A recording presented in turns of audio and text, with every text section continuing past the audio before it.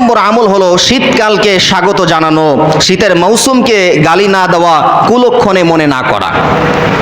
হযরতে ইবনে মাসউদ রাদিয়াল্লাহু তাআলা আনহু থেকে বর্ণিত, তিনি যখন এই শীতের মৌসুম আসতো তখন তিনি বলতেন মারহাবাম বিশশিতা, শীতকালকে স্বাগত জানাচ্ছি। কেন? তার কারণ হলো তাতানাজ্জালু ফীহিল বারাকা, কারণ এই শীতকালে আল্লাহ পাক রব্বুল আলামিনের পক্ষ থেকে অসংখ্য বারাকা নাজিল হয়। এরপরে তিনি বলছেন ইয়াতুলু ফীহিল লাইলু লিল কিয়াম, শীতকালের রাতটা অনেক দীর্ঘ হয়, ফলে রাত্রে বেলায় কিয়ামুল লাইল করতে সহজ হয়। আর শীতের দিনটা ওয়ায়াকসুরু ফীহিন নাহার, দিনটা ছোট হয়, খাটো হয়, সুতরাং এই কারণে সিয়াম পালন করতে, রোজা রাখতে অনেকটা সহজ হয়ে যায়।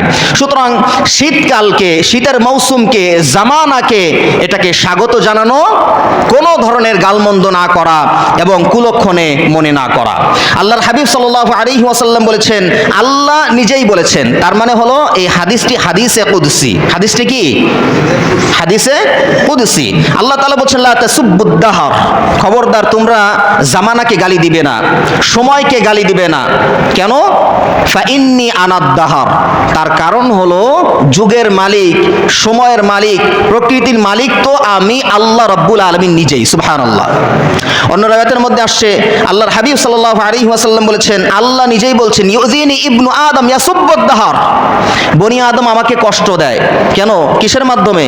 ইয়াসুব্বুদ দাহর, সে জামানাকে গালি দেয়, সময়কে গালি দেয়, প্রকৃতিকে গালি দেয়, এর মাধ্যমে সে আমাকে কষ্ট দেয়। অর্থাৎ জামানাকে গালি দিলে কষ্ট পায় কে? কথা বলতে হবে, কষ্ট পায় কে? আল্লাহ পাক রব্বুল আলামিন নিজেই কষ্ট পায়। কেন? তার কারণ হলো আনাদ দাহর, কারণ আমি তো দাহর, আমি তো সময়, সময়ের মালিক তো আমি আল্লাহ পাক রব্বুল আলামিন। সুতরাং সময়কে যে ব্যক্তি গালি দিল, জামানাকে যে ব্যক্তি গালি দিল, প্রকৃতিকে যে ব্যক্তি গালি দিল, সে কেমন যেন আল্লাহকে গালি দিল। উকাল্লিবুল লাইলা ওয়ান নাহার, রাত দিনকে তো আমি আল্লাহ পাক রব্বুল আলামিন নিজেই পরিবর্তন করি, আল্লাহ তাআলা বলছেন। সুতরাং জামানাকে গালি দেওয়া যাবে না। আল্লাহ পাক রব্বুল আলামিন যেই জিনিস সৃষ্টি করেছেন তার কোনো জিনিসকে গালি দেওয়া কোনোভাবে জায়েজ নাই। হাদিস শরীফের মধ্যে আসছে হযরতে জাবির বিন আব্দুল্লাহ রাদিয়াল্লাহু তাআলা আনহু থেকে বর্ণিত, তিনি বলছেন নবীজি সাল্লাল্লাহু আলাইহি ওয়াসাল্লাম হযরতে উম্মে সাঈব রাদিয়াল্লাহু আনহা অসুস্থ, তার ঘরে প্রবেশ করলেন, দেখলেন উম্মে সাঈব তিনি এরকম থরথর করে কাঁপছেন। নবীজি সাল্লাল্লাহু আলাইহি ওয়াসাল্লাম উম্মে সাঈবকে বললেন, মা লাকি ইয়া উম্মা সাঈব তুজাফজাফিন, হে উম্মে সাঈব তোমার কি হয়েছে, তুমি কেন কাঁপছো? তিনি বললেন আল হুম্মা লা বারাকাল্লাহু ফিহা, তিনি বললেন ইয়া রাসূলুল্লাহ আমাকে জ্বর পাকড়াও করেছে, জ্বর এসেছে, লা বারাকাল্লাহু ফিহা, আল্লাহ তাআলা জ্বরকে ধ্বংস করে দিক। বলেন নাউজুবিল্লাহ। কি বলছে? আমার জ্বর আসছে, আল্লাহ জ্বর রোগটাকে ধ্বংস করে দিক, এত কষ্ট দিচ্ছে, আমি সহ্য করতে পারছি না। নবীজি সাল্লাল্লাহু আলাইহি ওয়াসাল্লাম বললেন লা তাসুব্বিল হুমা, খবরদার জ্বরকে তুমি গালি দিও না।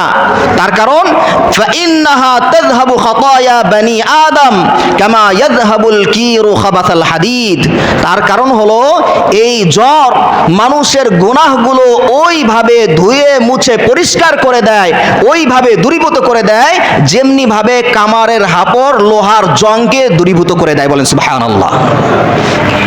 হযরতে আবু হুরায়রা রাদিয়াল্লাহু তাআলা আনহু থেকে বর্ণিত, তিনি বলছেন মা মিন মারাদিন ইউসিবুনি আহাব্বু ইলাইয়া মিনাল হুমা, জ্বরের চাইতে প্রিয় আর কোন রোগ আমার কাছে নাই। অর্থাৎ জ্বর রোগটা আমার কাছে সবচাইতে বেশি প্রিয়। কেন?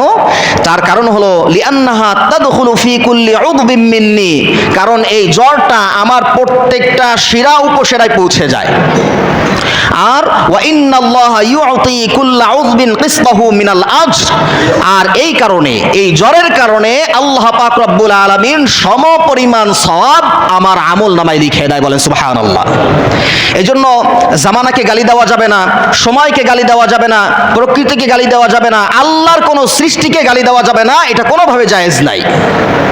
জামানাকে গালি দেওয়া, প্রকৃতিকে গালি দেওয়া, সময়কে গালি দেওয়া, এটা হলো মক্কার কাফের মুশরিকদের বৈশিষ্ট্য।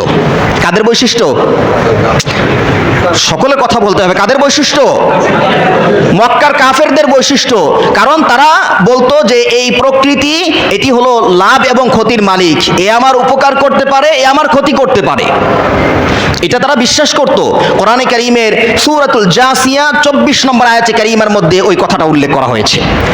আল্লাহ রাব্বুল আলামিন বলছেন, মক্কার কাফেররা তারা ধারণা করত, তারা বলতো, মা হিয়া ইল্লা হায়াতুনাদ দুনিয়া নামুতু ওয়া নাহইয়া ওয়া মা ইউহলিকুনা ইল্লাদ দাহর। তারা বলতো, মা হিয়া ইল্লা হায়াতুনাদ দুনিয়া, আরে দুনিয়ার জগৎটাই সব। ওই যে নাস্তিকরা বলে না, দুনিয়াটা মস্ত বড়, খাও দাওয়ার ফুর্তি করো, আগামীকাল বাঁচবে কিনা বলতে পারো। এই মক্কার কাফের মুশরিকরা তারাও এই কথাই বলতো, মা হিয়া ইল্লা হায়াতুনাদ দুনিয়া, দুনিয়ার জগৎ এটাই হলো আসল জগৎ, এরপরে আর কোনো জগৎ নাই।